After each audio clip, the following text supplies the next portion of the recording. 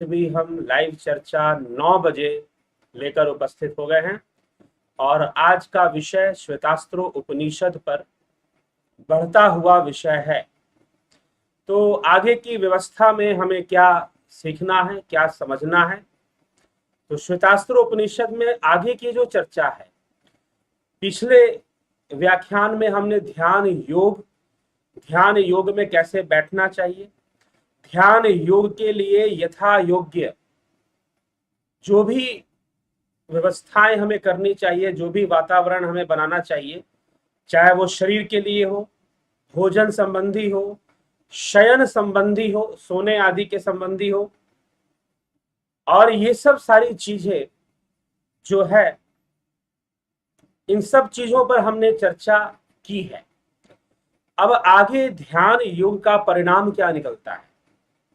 आप ध्यान योग कर पा रहे हैं या फिर ध्यान योग में आप सफलता प्राप्त कर पा रहे हैं, उसके चिन्ह क्या हैं, उसके पहचान क्या है, उस पर आज चर्चा होगी। और फिर ध्यान योग से सिद्धियों की प्राप्ति होती है, वो सिद्धियां क्या है, और जो वास्तविक लक्ष्य है ध्यान योग का वह है ब्रह्मलीन होना, परमात्मा तक पहुंचना। तो ब्रह्म को जान लेना यह उसका आखिरी लक्ष्य है, ब्रह्म में लीन होना। तो वो प्राप्त होता है, वो वहां तक साधक कैसे पहुंचता है। तो 4 से 5 श्लोकों में, ज्यादा श्लोकों में नहीं, 4 से 5 श्लोकों में श्वेतास्त्रो उपनिषद के द्वितीय अध्याय में इस तथ्य की चर्चा की गई है। श्वेतास्त्रो उपनिषद के द्वितीय अध्याय में इस तथ्य की चर्चा की गई है 4-5 श्लोक के अंदर।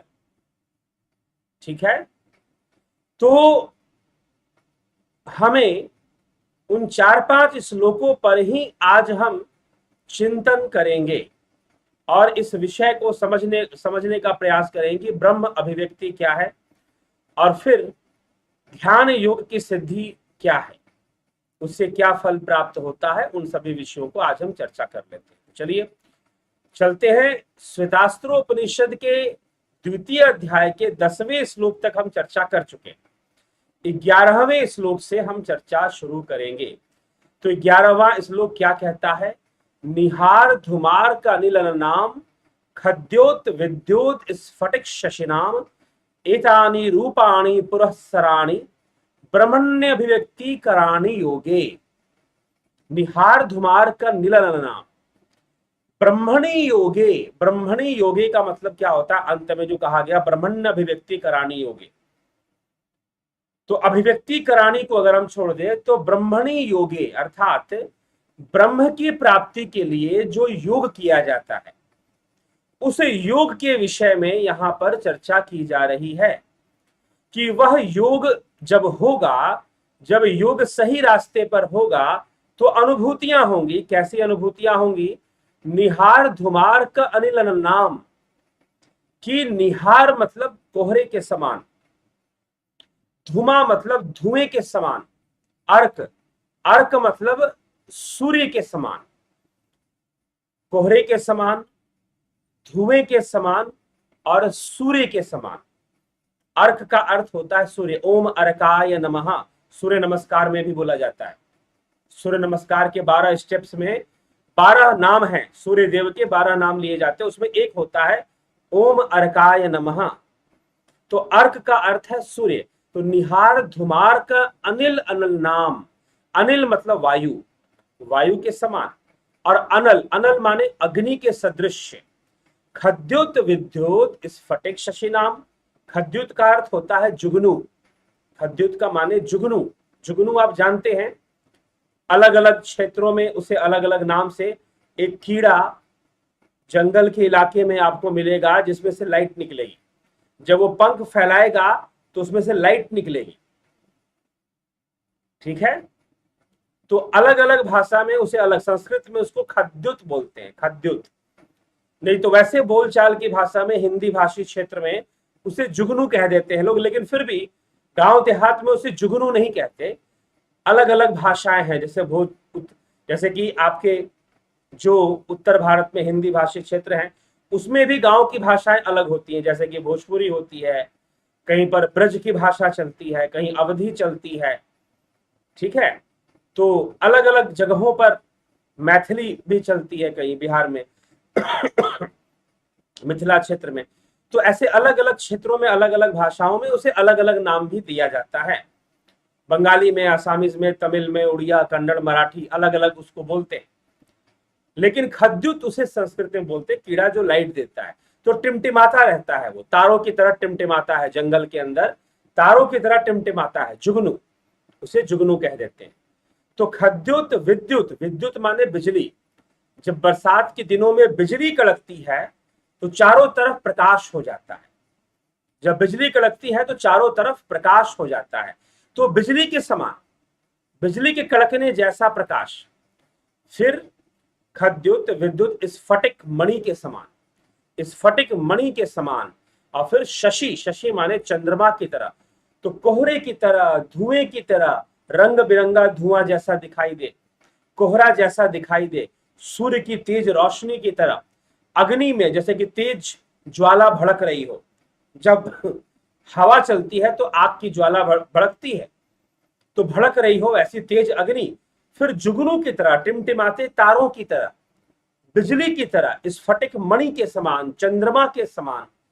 ऐसे बहुत सारे एतानी रूपाणी, एतानी रूपाणी पुरस्सराणी, कि बार बार योगी के सामने प्रकट होंगे भ्रिकुटी के मध्य में, भ्रिकुटी के मध्य में एतानी रूपानी पुरस्सराणी, ऐसे बहुत सारे रूप प्रकट होंगे। भ्रिकुटी के मध्य में तारा, तारा जैसा, सूर्य के समान, चंद्रमा के समान, बिजली की तरह, जुगनू की तरह, धुएं की तरह, कोहरे की तरह, अग्नि भड़कती हुई आग हो, ज्वाला हो, गोल आंखों की तरह। कई बार दिखाई देगा कि जैसे कि चारों तरफ से काला है और बीच में बहुत तेज रोशनी है, बहुत तेज रोशनी है। तो यह अनुभव का विषय है, लेकिन कई जगहों पर इसकी आकृति बनाकर योगियों ने बताया है, जैसे कि पुराण पुरुष एक पुस्तक, एक ग्रंथ है, श्री श्यामाचरण लाहिड़ी महाशय, उन्होंने अपनी अनुभूतियां बताई हैं। तो उन्होंने बताया है जैसे गोल सर्कल है, उसके बीच में आंख जैसी आकृति है और बहुत तेज लाइट उसमें से निकल रहा है, उसमें से निकल रहा है। ठीक है, तो वो दिखाई देता है यहां पर, इस भ्रिकुटी के मध्य में, यहां पर दिखाई देना शुरू होगा।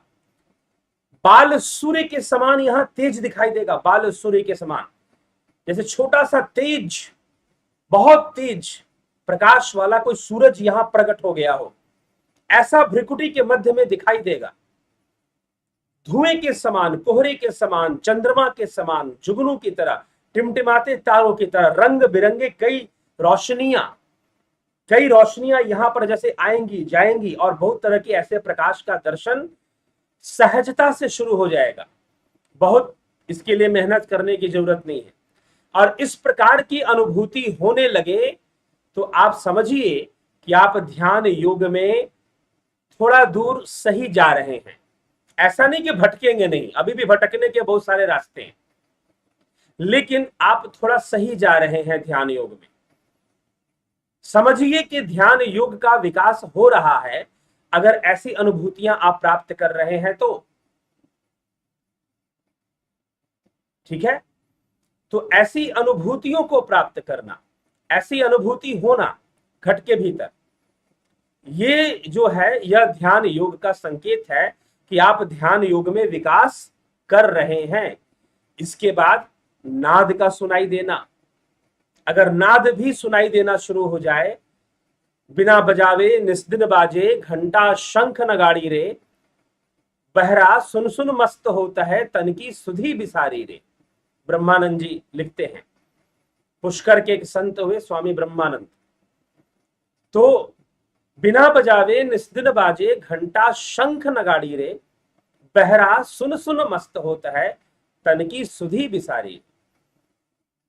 इस तरह की अनुभूतियां भी आनी शुरू हो जाती है। नाद का सुनाई देना, घट में ज्योति का दर्शन होना, तो एक स्टेप है, नाद सुनाई दे तो थोड़ा सा और आगे बढ़ गए, और नाद में विलय होना शुरू हो जाए। नाद में अगर आप अपने आप को खोने लग जाओ, डिसॉल्व होने लग जाओ, तो फिर तो परमानंद की अनुभूति शुरू हो जाएगी। आगे की चीज है, कई वर्षों की अभ्यास के बाद ऐसी अवस्था बननी शुरू हो जाती है, मुश्किल नहीं है। थोड़ा बहुत मैंने ऐसी अवस्थाओं को कई बार अनुभव किया है कि जहां पर लगता है जैसे शून्य हो रहे हैं, कुछ बचेगा नहीं, जैसे डिसॉल्व हो रहे हैं। तो आनंद, निश्चय ही उसमें आनंद की अनुभूति होती है, आनंद मिलता है। तो ऐसी अनुभूतियां आनी शुरू हो जाएंगी, मन स्थिर रहना शुरू हो जाएगा, आत्मसम्मान बढ़ेगा। क्या बढ़ेगा? आत्मसम्मान, सेल्फ रेस्पेक्ट बढ़ेगा। एक स्पेशल फीलिंग आएगी अपने प्रति, स्वयं के प्रति, ध्यान योग से। तो ऐसी चीजें दिखाई देना शुरू हो जाती हैं घट के भीतर, ऐसी रोशनियों का दिखाई देना, ऐसे प्रकाश का दिखाई देना। तो यहां पर ध्यान योग के विकास की, तो इसको कहा गया ब्रह्मण्य अभिव्यक्ति करानी योगे, कि ब्रह्मण्य अभिव्यक्ति करानी मतलब करवाने वाली बात नहीं है। यहां पर अपने मर्जी का अर्थ मत निकालिए। कई लोग अपने मर्जी का ही, आज कोई भाई साहब मिले तो वो अपनी ही मर्जी का अर्थ निकाले जा रहे हैं, तो भाषा के अनुसार हमें अर्थ को पकड़ना पड़ेगा। तो ब्रह्म की प्राप्ति का जो योग है उसमें ऐसी अभिव्यक्तियां मिलनी शुरू हो जाती हैं, ऐसी अनुभूतियां मिलनी शुरू हो जाती हैं। और ऐसी अनुभूतियां क्या करती हैं? हमारे इंद्रियों की वृत्ति जो बहिर्मुखी है, इंद्रियों की वृत्ति जो बहिर्मुखी है, उसको वो अंतर्मुखी करती हैं, उसका वो लय करती हैं, इंद्रियों का लय करती हैं वो अनुभूतियां। इसीलिए ये अनुभूतियां क्या है? ये अनुभूतियां जैसे कि एक घोड़ा हो, आपको ले जाएगा। जैसे बाहर में, ये जो बाहर के चरम चक्षु हैं, बाहर की जिह्वा है, ये सब हमारी अनुभूतियों को बाहर ले जाते हैं, बाहरी वस्तुओं का अनुभव करवाते हैं, बाहरी चीजों में हमारा मन लगा देते हैं, ठीक है। लेकिन जो आंतरिक अनुभूति है, वो आंतरिक अनुभूति है। क्या वो ब्रह्म है? क्या वो घट में दिखने वाला प्रकाश ब्रह्म है? जी नहीं, ब्रह्म नहीं है, क्योंकि वो व्यक्त है। जब व्यक्त है तो ब्रह्म कैसे हो सकता है? ठीक, फिलहाल के लिए तो नहीं है। वह एक रास्ता जरूर है, वह एक मार्ग जरूर है, क्योंकि वह इंद्रियों को अंतर्मुखी करने वाला है। तो इंद्रियों को अंतर्मुखी करने में ऐसी अनुभूतियां सहायक होती हैं। तो और योगी जब ध्यान योग सही से करेगा, सही विधि से करेगा, सही गाइडेंस से करेगा, तो वो ऐसी अनुभूतियों से गुजरेगा, इसमें कोई संशय नहीं है। अगर शास्त्र विधि से करेगा तो आपका ध्यान योग, चाहे आपने कहीं से सीखा है, कहीं से आपने दीक्षा लिया है, कहीं से आपने ज्ञान प्राप्त किया है, वो सही है कि नहीं सही है, ये कोई, इसका कोई सर्टिफिकेट नहीं है। इसका तो ये शास्त्र ही सर्टिफिकेट है। शास्त्र ही प्रमाणित करेंगे कि आपका ध्यान योग सही दिशा में जा रहा है कि नहीं जा रहा है, शास्त्र बताएंगे। किसी को सर्टिफिकेट देने की जरूरत नहीं है कि मैं सही चीज दे रहा हूं कि नहीं दे रहा हूं। जैसे कल मैंने कहा कि गुरु कोई ढिंढोरा पीट के बताने वाली चीज नहीं है कि मैं गुरु हूं, मैं गुरु हूं, मेरे पास आ जाओ, मेरे पास आ जाओ, ठीक है। ये कोई ढिंढोरा पीट के बताने वाली चीज नहीं है। नहीं तो फिर दत्तात्रेय के गुरु तो समझ में नहीं आएंगे कि भाई अजगर गुरु कैसे हो गया, नदी गुरु कैसे हो गई, पिंगला वैश्या गुरु कैसे हो गई। जो भी ज्ञान का स्रोत है वास्तव में वो गुरु ही है। तो यह सब चीजें आपको, आप ध्यान योग के सही रास्ते पर हैं, आप ध्यान योग के सही विधि से गुजर रहे हैं, इसके लिए कोई सर्टिफिकेट देंगे तब वो प्रमाणित होगा कि भाई ये सही जा रहे हैं। जी नहीं, ठीक है। शास्त्र बता रहे हैं अगर तुम ऐसी अनुभूतियों से गुजर रहे हो, निहार धुमार का अनिल नाम खद्युत विद्युत स्फटिक शशिनाम एतानि रूपाणि पुरस्सराणि ब्रह्मण्य अभिव्यक्ति करान योगे। अगर तुम ऐसी अनुभूतियों से गुजर रहे हो, अगर तुम्हें ऐसी अनुभूतियां हो रही हैं, तो समझो कि तुम योग मार्ग में आगे बढ़ रहे हो, कोई इसमें संशय नहीं है, ठीक है। तो ये श्लोक शास्त्रों के, उपनिषदों के स्वयं ही इस बात का प्रमाण देंगे कि आप सही जा रहे हो कि नहीं जा रहे। और ये जो श्लोक है, निहार धुमार का नील नाम खद्युत विद्युत स्फटिक, ये समझ में भी नहीं आने वाला। जो ध्यान योग नहीं करता उसके पल्ले नहीं पड़ने वाला। इसलिए जिन लोगों ने ध्यान योग का कोर्स किया है वो बेहतर तरीके से उपनिषद को समझेंगे, उन्हें उपनिषद ज्यादा अच्छे से समझ में आएगा। जिन्होंने ध्यान योग की साधना की है उनको श्रीमद् भगवद गीता ज्यादा बेहतर तरीके से समझ में आएगी। पढ़ो, उपनिषद भी पढ़ो, भगवद गीता भी पढ़ो, ठीक है, ज्यादा बेहतर तरीके से समझ पाएंगे आप शास्त्रों को, अगर आप ध्यान योग की साधना अच्छे से कर रहे हैं तो, और उसमें विकास कर रहे हैं तो निश्चय ही आप बेहतर तरीके से शास्त्रों को समझ पाएंगे। तो इस तरह की परिस्थितियां, इस तरह की अनुभूतियां ध्यान योग में मिलनी शुरू हो जाती हैं। आगे क्या कहा जा रहा है उसको देखते हैं। चलिए 12वें श्लोक में, 12वें श्लोक में फिर बताया जा रहा है, पृथ्वी तेजो अनिलखे समुत्थिते पंचात्मके योग गुणे प्रवृत्ते न तस्य रोगो न जरा न मृत्यु प्राप्तस्य योग अग्निमयम शरीरम। अब यहां पर आगे का स्टेप बताया जा रहा है, सिद्धि की बात की जा रही है अब, कि पृथ्वी जल तेज वायु और आकाश, इन पांचों महाभूतों का सम्यक प्रकार से उत्थान होने पर, इनसे संबंध रखने वाले 5 प्रकार के योग संबंधी गुणों की सिद्धि हो जाने पर, योग अग्नि में शरीर को प्राप्त कर लेने वाले उन साधकों को न तो रोग होता है, न बुढ़ापा आता है, ना ही उनकी मृत्यु होती है। तो ध्यान योग का साधन करते करते जब योगी पंचभूतों पर अपना नियंत्रण कर लेता है, उसका उत्थान हो जाता है, जब साधक का इन 5 भूतों पर अधिकार हो जाता है, तो इन 5 महाभूतों से संबंध रखने वाली योग विषयक 5 सिद्धियां प्रकट हो जाती हैं। उस समय योग अग्नि में शरीर को प्राप्त कर लेने वाले उस योगी के शरीर में रोग नहीं छूता, बुढ़ापा नहीं आता, उसकी मृत्यु भी नहीं होती। अभिप्राय कि यह उसको इच्छा मृत्यु प्राप्त हो जाती है, कहने का तात्पर्य है, ठीक। तो इस प्रकार से उसके अंदर पंचभूतों की सिद्धियां आ जाती हैं। वह सिद्धि संपन्न हो जाता है जब वह ऐसी साधना करता है। तो ध्यान योग करते हुए ही पंचभूतों पर उसका अधिकार आ जाता है, पंचभूत उसके अधिकार क्षेत्र में आ जाते हैं। कुछ इस प्रकार से बातें कही जा रही हैं, और इस सिद्धि से उसे रोग नहीं छू सकते, उसे मृत्यु नहीं छू सकती, उसे बुढ़ापा भी नहीं छू सकता। इस प्रकार का वर्णन यहां मिलता है, ठीक। फिर अगले श्लोक में कहते हैं, समझाते हुए चर्चा में, लघुत्वम आरोग्य मलुलुप्तम वर्ण प्रसादम स्वर सौष्ठवम च गंधा शुभो मूत्र पुरीक्षमल्पम योग प्रवृत्तम प्रथमाम वदंती। शरीर हल्का हो जाता है, शरीर के अंदर एक हल्कापन आ जाएगा, किसी प्रकार के रोग का ना होना, विषया शक्ति से निवृत्ति हो जाएगी, क्योंकि आप इतने ऊंचे उठ चुके होंगे, आप उस आध्यात्मिक आनंद में इतने डूब चुके होंगे कि अब संसार के विषयों की आसक्ति नहीं रहेगी।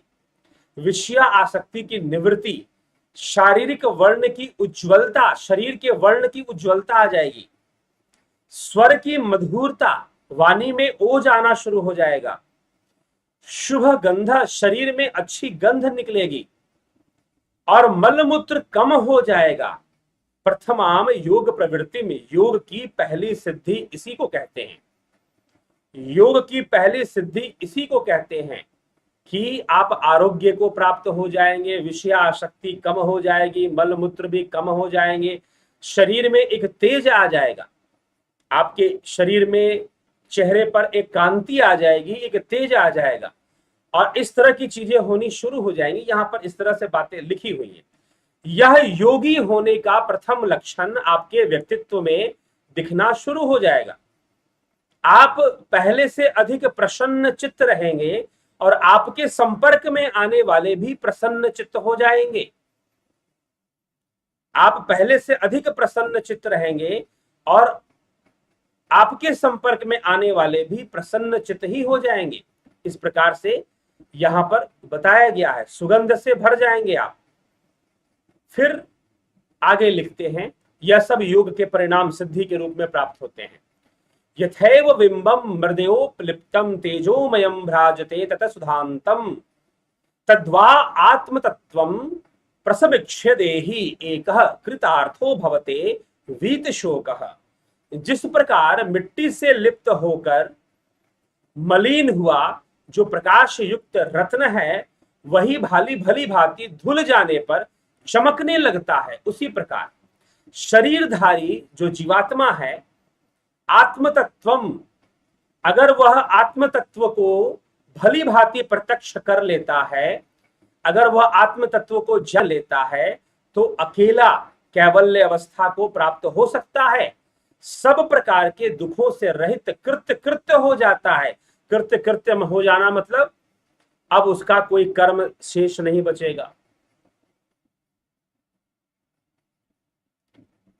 तो कृत्य कृत्य हो जाता है, तो कृत्य कृत्य होना मतलब उसका कोई कर्म शेष नहीं बचेगा। वह पूर्ण काम की अवस्था को प्राप्त हो जाएगा, वह पूर्ण काम की अवस्था को प्राप्त हो जाएगा। ठीक है, यदि वह इस विषय को सही से समझ ले, आत्म साक्षात्कार कर ले, आत्म तत्व का ज्ञान उसे हो जाए, आत्म तत्व का ज्ञान उसे हो जाए, तो निश्चय ही उसे जीवन में ज्ञान की प्राप्ति को कर कर वह कैवल्य की प्राप्ति करेगा और ब्रह्म की प्राप्ति करेगा। ठीक। तो यह चीज हमें थोड़ा समझना है।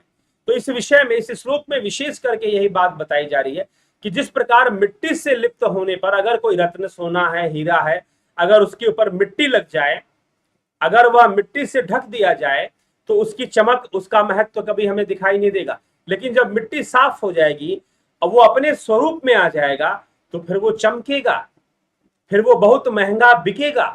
तो उसी बात को समझाया जा रहा है कि जब मिट्टी को भली भांति धुल जाने पर चमकने लगता है, वैसे ही यह जीवात्मा देह से अनेक कर्म संस्कारों से ढका हुआ है।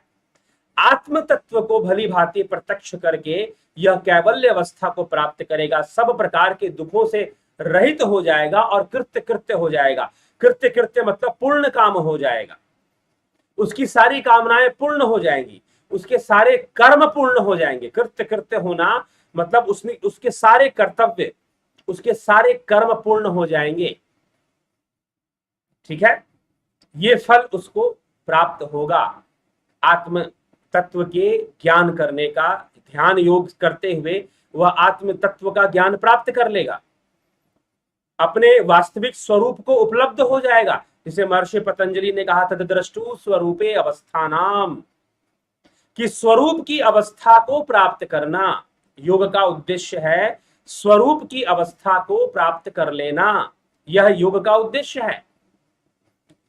तो ऐसा प्राप्त कर कर वह कैवल्य की प्राप्ति करेगा और कृत्य कृत्य हो जाएगा, पूर्ण काम हो जाएगा, उसके सारे कर्तव्य और कर्म पूरे हो जाएंगे, कुछ बचेगा नहीं। ठीक है, फिर कहते हैं, यदा आत्म तत्वेन तु ब्रह्म तत्वम दीपोपमेनेह युक्तः प्रपश्येत अजम ध्रुवम सर्व तत्वैर विशुद्धम ज्ञात्वा देवम मुच्यते सर्वपाशयः। उसके बाद जब वह योगी यहां दीपक के सदृश प्रकाश में आत्म तत्व के द्वारा ब्रह्म तत्व को भली भांति प्रत्यक्ष कर लेगा, उस समय वह अजन्मा हो जाएगा, अजन्मा हो जाएगा, जन्म मरण के चक्कर से मुक्त हो जाएगा। निश्चल ध्रुवम, ध्रुवम मतलब निश्चल हो जाएगा, अब उसमें कोई परिवर्तन नहीं आएगा। ध्रुव, ध्रुव मतलब जो अपरिवर्तनशील है। यह संसार परिवर्तनशील है, गतिमान है, परंतु ध्रुव तारा गतिमान नहीं होता। तो वह अजन्मा हो जाएगा, ध्रुवम निश्चल हो जाएगा, सर्व तत्व समस्त तत्वों से विशुद्ध उस परम देव परमात्मा को जानकर सब बंधनों से मुक्त हो जाएगा और मोक्ष की प्राप्ति कर लेगा। मुच्यते, सदा के लिए छूट जाएगा, मुच्यते सदा के लिए मुक्त हो जाएगा। ठीक है, सदा के लिए मुक्त हो जाएगा, सदा के लिए छूट जाएगा वह बंधन से। जब वह ऐसी अवस्था को प्राप्त कर लेगा, जब वह ऐसे ध्यान योग के द्वारा प्राप्त कर लेगा, तो 11वें श्लोक से 15वें श्लोक तक आज हमने सुना। इसमें क्या चर्चा हुआ कि ध्यान योग में जाने वाले, ध्यान योग के मार्ग का अनुसरण करने वाले योगी अपने घट में निहार धुमार का नील नाम खद्युत विद्युत स्फटिक शशिनाम एतानि रूपाणि पुरस्सराणि ब्रह्मण्य अभिव्यक्ति कराणी योगे, कि निहार की तरह, धुएं की तरह, सूर्य की तरह, चंद्रमा की तरह, बिजली की तरह, जुगनू की तरह, खद्युत जिसको बोलते हैं उसकी तरह, टिमटिमाते तारों की तरह, भड़कते हुए अग्नि की तरह, अग्नि ज्वाला की तरह, आंख की तरह, कई तरह की रोशनियां, प्रकाश उसको भ्रिकुटी के मध्य में यहां पर दिखनी शुरू हो जाती है। नाद ध्यान भी उसका शुरू हो जाता है बाद में फिर, और फिर धीरे धीरे उसके पहले तन निखरता है, उसके चेहरे में, उसके वाणी में एक तेज का आना शुरू हो जाता है योग साधना से, और फिर वो चीज आती है, पहले सुगंध आता है शरीर से, दुर्गंध नहीं बाकी मनुष्यों की तरह, तो सुगंध उसके शरीर से निकलना शुरू हो जाता है प्राणायाम के प्रभाव से, योग के प्रभाव से। मलमूत्र की कमी होती है, शरीर में जो विकार हैं वो कम हो जाते हैं, और फिर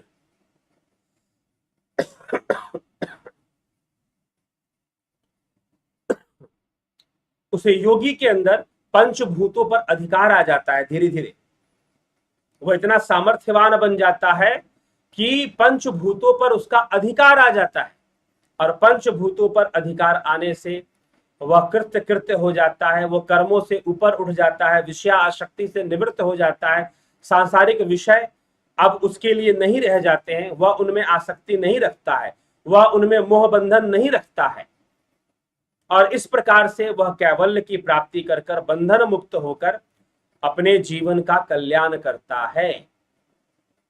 ठीक है, तो यह 15 में ध्यान योग के जो परिणाम हमें प्राप्त होते हैं, एक योगी को जो उसका फल प्राप्त होता है, उसके बारे में यहां पर बताया गया है।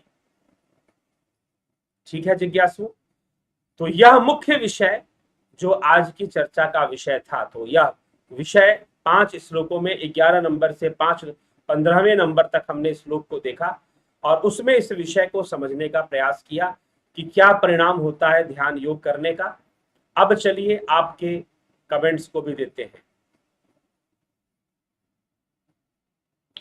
ललित गर्ग जी आचार्य को प्रणाम। मानव तन पाने के बाद जब तक एक इंसान अपने तन को जल से, मन को सदाचारिता से, आत्मा को तपस्या से और बुद्धि को ज्ञान से नहीं धो लेता, जब तक उसका जीवन व्यर्थ ही है। धोने का उद्देश्य क्या है? ध्यान योग ही वो तपस्या है जिससे कि हमें धोना है। धोने का उद्देश्य है अपने स्वरूप की उपलब्धि, ठीक ना, अपने स्वरूप की उपलब्धि। तो स्वरूप की उपलब्धि हेतु यथा योग्य जो भी करना है वो तो करना ही पड़ेगा, शरीर के लिए भी। प्रारंभ में ध्यान योगियों को, प्रारंभ में ये नहीं कि हमेशा, फिर एक अवस्था, मन की एक ऐसी अवस्था प्राप्त कर लेने के बाद योगी का शरीर अब किसी भी अवस्था में रहे, वह ध्यान योग में लीन रहता है, उसे फर्क नहीं पड़ता। आरंभ में तो उसे शारीरिक स्वास्थ्य, शारीरिक स्वच्छता, सदाचारिता, इन सब का ध्यान उसे देना चाहिए। लेकिन यह सब चीजें, इसका निर्णय भी व्यक्ति व्यक्ति के अनुसार होता है, क्योंकि प्रत्येक व्यक्ति अपने अपने स्थान और अपने अपने परिवेश के अनुसार ही ध्यान योग का प्रारंभ करता है। ठीक है, तो यथा योग्य व्यवस्था, यहां पर अंत में क्या कहा गया है श्वेतास्त्रोपनिषद में, और ठीक वही बात श्रीमद् भगवत गीता के 6ठे अध्याय में भगवान कृष्ण क्या कहते हैं? यथा योग्य। अब यथा योग्य जो व्यवस्थाएं होनी चाहिए, जो वातावरण होना चाहिए, यह किसका विषय है? यह साधक का व्यक्तिगत विषय है। साधक का व्यक्तिगत विषय है कि वह यथा योग्य व्यवस्था को, यथा योग्य माहौल को कैसे डेवलप करेगा, कैसे बनाएगा। प्रत्येक साधक की अपनी अपनी परिस्थिति के अनुसार वह उसको डेवलप करेगा, वह उसको विकसित करेगा। ठीक है, ये चीज है। अब आगे क्या कहा जा रहा है, पढ़े जरा कमेंट। विक्रम सिंह जी, कुलदीप सिंह जी, बहुत अभिनंदन। बलदाऊ नाथ योगी जी, केदार बासनेट जी, राजू पाल जी, कनाडा टोरंटो से केदार बसनेट देख रहे हैं जी, अभिनंदन है केदार जी आपका। राम निवास मीना जी, जय श्री कृष्ण जी। जगत नारायण जी, परम पूज्य आदरणीय गुरु जी, ठीक है जी। सरोज कृष्णानी जी, हरिओम। रूपलाल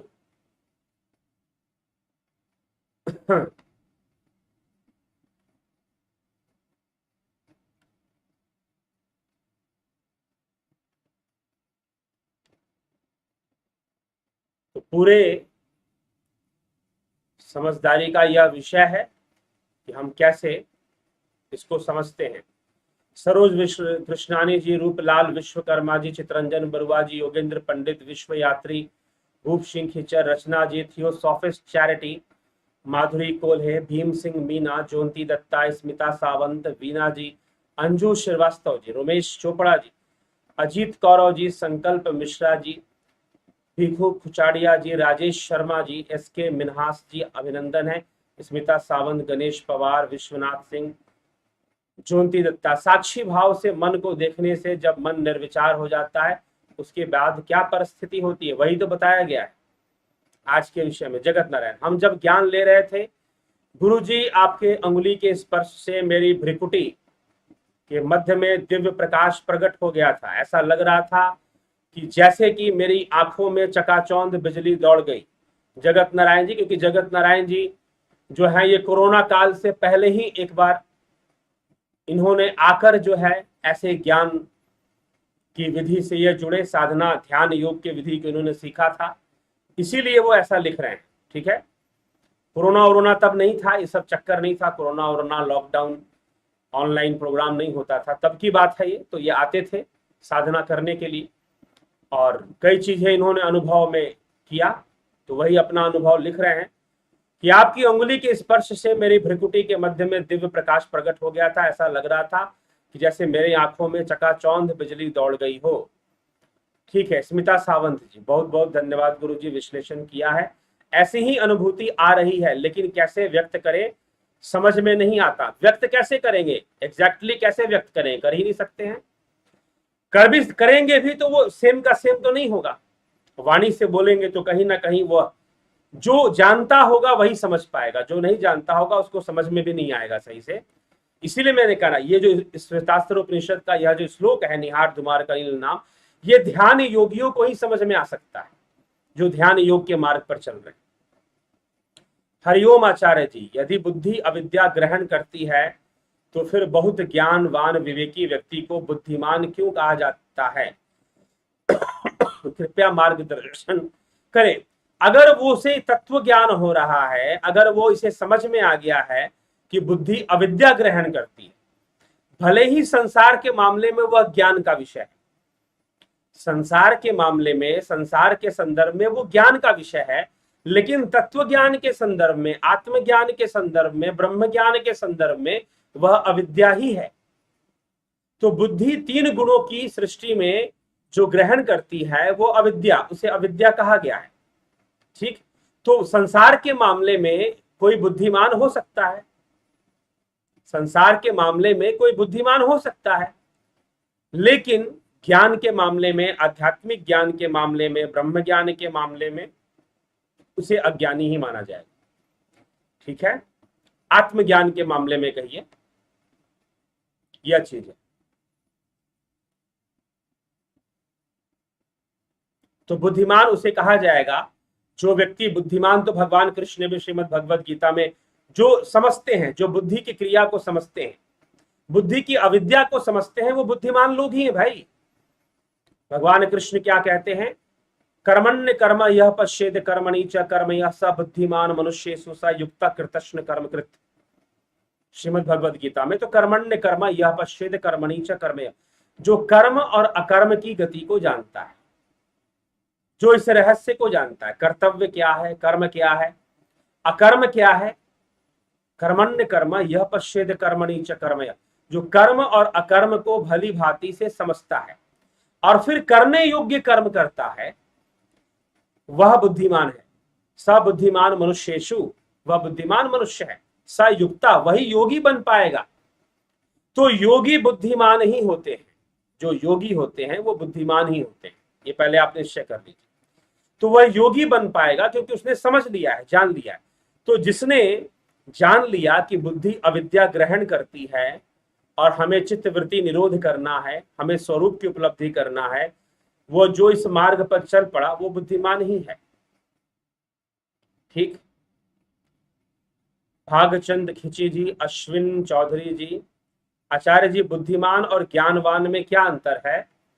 बुद्धिमान जहां बुद्धि का प्रयोग सहजता से होता है, बहुत बड़े लेवल तक बुद्धि का प्रयोग हो सकता है, उसको हम बुद्धिमान कह सकते हैं। ज्ञानवान जो ज्ञान के मार्गी हैं, जो ज्ञान के मार्ग पर चल रहे हैं, आत्मज्ञान की खोज में जो लगे हुए हैं और उस ओर बढ़ रहे हैं, उसमें सफलता प्राप्त कर रहे हैं, उन्हें हम ज्ञानवान कहेंगे। तो वैसे ज्ञान की अवस्था या बुद्धिमान होने की अवस्था दोनों जीव की अवस्था है, दोनों प्रकृति के वशीभूत की ही अवस्था है। ज्ञान का संबंध अनुभूति से है, जहां अनुभूतियां होंगी वहां ज्ञान होगा, लेकिन ज्ञान होने में बुद्धि सहायक है। ठीक है, बुद्धि सहायक है, क्योंकि कई बार अनुभूतियां तो होती हैं लेकिन ज्ञान नहीं होता। ठीक है, क्यों ऐसा होता है कि भाई आदमी फिर भी सजग नहीं होता। अगर एक बच्चे ने हाथ को अग्नि में डाल दिया और हाथ जल गया, पता चल गया कि जल जाता है, आग में हाथ डालूंगा तो जल जाएगा, पता चल चुका है, अनुभव कर चुका है, लेकिन फिर भी बार बार डाले जा रहा है, बार बार डाले जा रहा है, जानबूझकर, जानते हुए भी सब। तो उसको हम ज्ञानवान नहीं कह पाएंगे, उसको अभी ज्ञान नहीं हो पाया, सही से समझ नहीं पाया बात जो समझ लेना चाहिए था, यह उसकी समस्या है। तो इसीलिए ज्ञानवान होना, ठीक, और बुद्धिमान होना, इन दोनों का थोड़ा सा फर्क है। ज्ञानवान मतलब अनुभवी, और जो अनुभवी हो, जो ज्ञानवान होगा वो बुद्धिमान हो ही जाएगा, जो ज्ञानवान होगा वो बुद्धिमान हो ही जाएगा। लेकिन ऐसा हो सकता है कि जो बुद्धिमान है वो सही से अभी ज्ञानवान नहीं हो, बुद्धि दौड़ाना तो जानता है लेकिन सही से अभी ज्ञान उसको नहीं हो पा रहा है। लेकिन अगर बुद्धि सही है तो ज्ञान भी उसको हो जाएगा। तो ज्ञानवान होना, बुद्धिमान होना, ये एक दूसरे के पूरक हैं, लेकिन दोनों का अर्थ अलग अलग है। ज्ञानवान होना, बुद्धिमान होना एक दूसरे के पूरक जरूर हैं, लेकिन दोनों का जो अर्थ है वो अलग अलग है। विद्यावान गुणी अति चातुर, राम काज करिबे को आतुर, हनुमान जी के लिए कहते हैं। ठीक है, तो ज्ञानवान होना, बुद्धिमान होने का अर्थ तो अलग है, लेकिन दोनों एक दूसरे के पूरक हैं। जो ज्ञानवान होगा वो बुद्धिमान भी हो जाएगा, और जो बुद्धिमान होगा वो ज्ञानवान हो जाएगा, ज्ञान से संपन्न हो जाएगा। ठीक है, यह विषय है।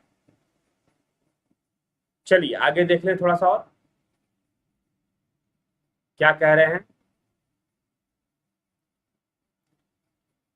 तो अशोक कुमार जी, पिंटू वासवा जी, संजय मोरे जी, वीना जी, योग की प्रथम सिद्ध प्राप्त होने के बाद क्या इस अवस्था से पुनः नीचे गिर जाते हैं?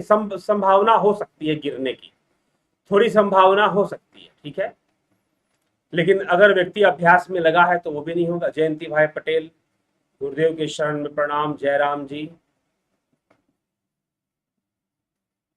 ठीक। गुरु जी, मेरे वर्षों के रिसर्च के अनुसार सनातन धर्म के लोप होने पर प्रलय आ जाएगी। क्या कुछ नरभक्षी, राक्षसी और शैतानी कल्चर के कारण सनातन धर्म का लोप होगा और वाकई संपूर्ण मानव जाति का विनाश हो जाएगा?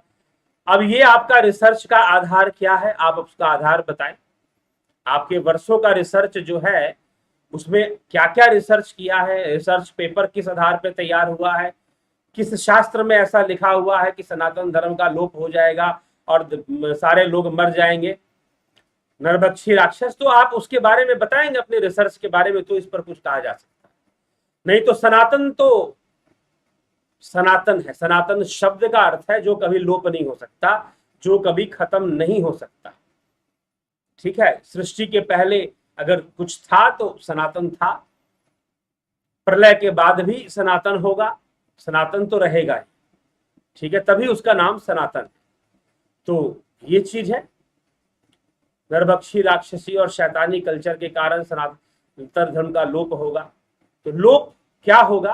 अभी भी बहुत सारा लोप हो रखा है। आज भी जो अपने आप को हिंदू कहते हैं, सनातन धर्मी कहते हैं, वो जिस भगवान या ईश्वर को मानते हैं, ज्यादातर वो जो कल्चर है, शैतानी कल्चर उसे आप कहिए, अब्राहमिक कल्चर कहिए, उसी के अनुसार मानते हैं वो अपने भगवान या इष्ट को। उन्हें नहीं पता कि हमारे शास्त्रों में कैसी विचारधारा दिया गया है। ठीक, क्या कल की अवतार होगा? आप अपना कर्म कीजिए, कल की अवतार हो चाहे ना हो, आपको तो अपने कर्म का फल भोगना ही पड़ेगा।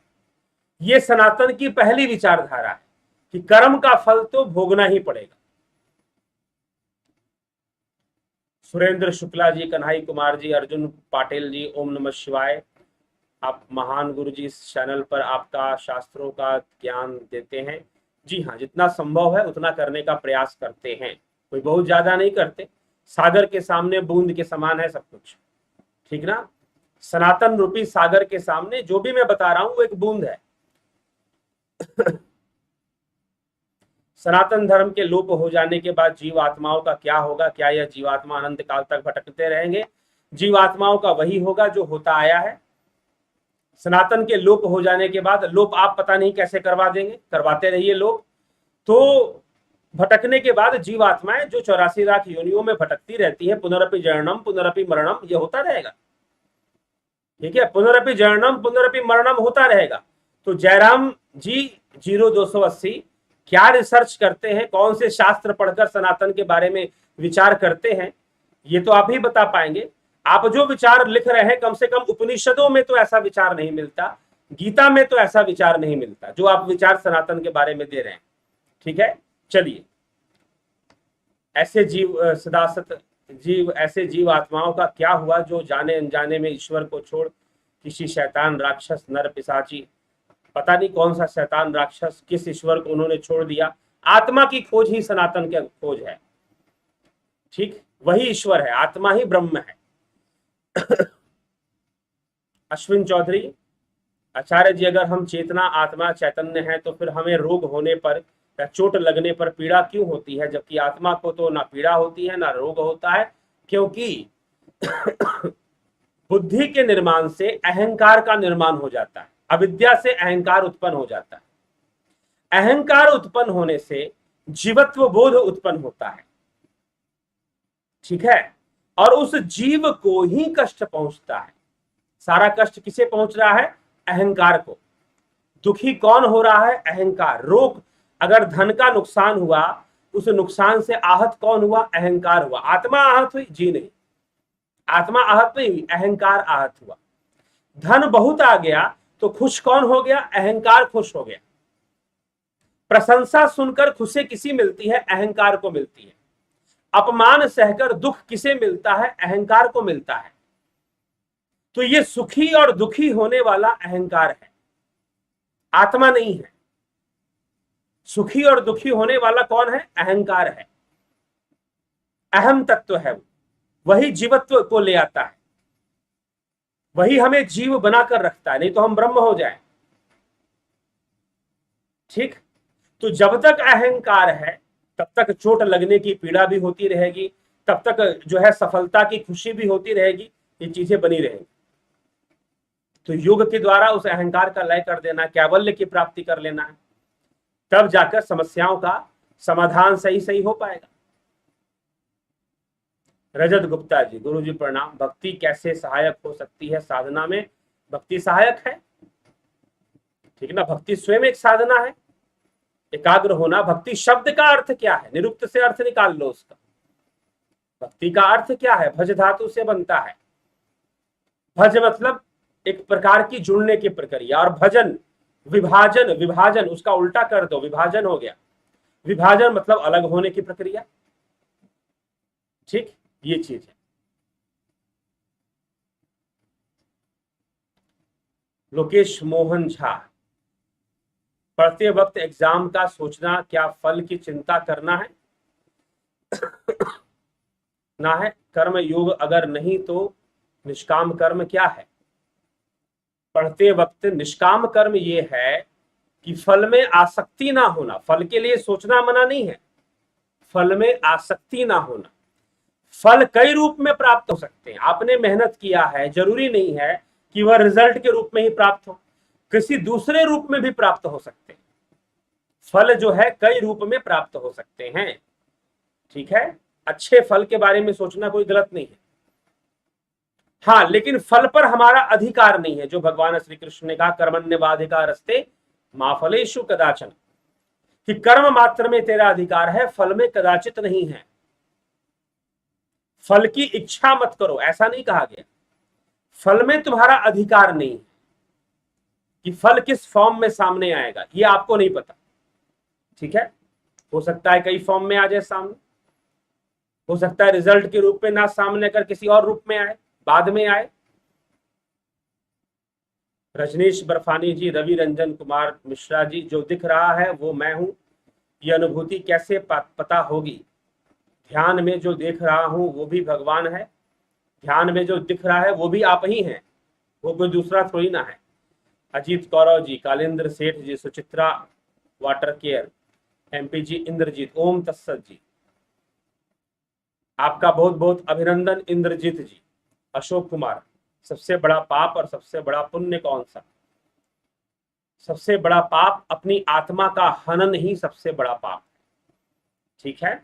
आत्मज्ञान की ओर आगे नहीं बढ़ना ही सबसे बड़ा पाप है, और आत्मज्ञान के विरुद्ध मार्ग पर चलना सबसे बड़ा पाप है, और आत्मा का अनुसंधान करना, ध्यान योग के मार्ग पर चलना ही सबसे बड़ा पुण्य है, क्योंकि वो सारे कर्मों को काटने वाला है, कर्म बंधन से मुक्ति देने वाला है, ठीक है। एक छोटा सा मैं बात कह रहा हूं, नहीं तो सबसे बड़ा पाप और सबसे बड़ा पुण्य कोई ऐसी चीज होती नहीं है। जो कर्म दुख देने वाले हैं, दूसरों को दुख देना, दूसरों को प्रताड़ित करना, वो अंत में वैसा ही बीज बोएंगे, और बीज और कर्मों के अंदर पूर्व शक्ति होती है, अपूर्व शक्ति कहा गया मीमांसा में। तो अपूर्व शक्ति क्या है, इसके बारे में कभी हम चर्चा लेकर आएंगे कि अपूर्व शक्ति किसे कहा गया है। तो पाप पुण्य समझ में आएगा कि पाप क्या है, पुण्य क्या है। तो कर्म ही बताते हैं कि ये पाप है, ये पुण्य है।